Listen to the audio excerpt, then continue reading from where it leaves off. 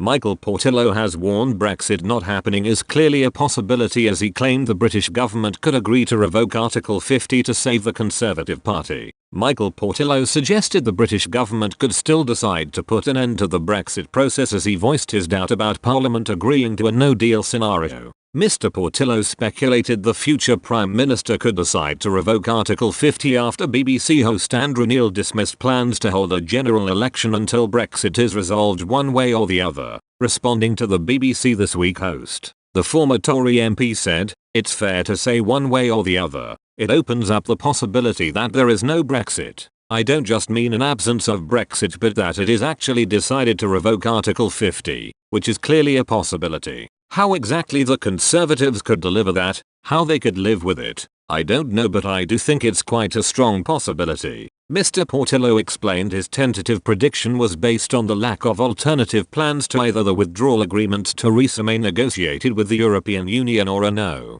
deal. He continued, "I find very hard to see how we are going to exit with no deal, and I find it very hard to see how we are going to exit with Mrs. May's deal, since everybody is against Mrs. May's deal. I'm not aware anything else is on offer." Despite Parliament voting to take a no-deal Brexit scenario off the table in March, several candidates in the Conservative Party leadership contests brought back the option as part of their prime ministerial bid. Former Brexit Secretary Dominic Raab signalled he would be willing to keep MPs from coming back to Westminster after the summer recess to ensure Parliament cannot stop a no-deal from taking place. Esther McVey pledged to put an end to shenanigans on the floor of the Commons and to bypass MPs to ensure Britain leaves the EU by the 31st of October. The Conservative Party has been facing furious backlash due to Prime Minister May's failure to deliver on the results of the 2016 referendum, suffering severe defeats at the local elections and the European elections in May. The newly founded Brexit Party emerged as a top contender against mainstream British parties,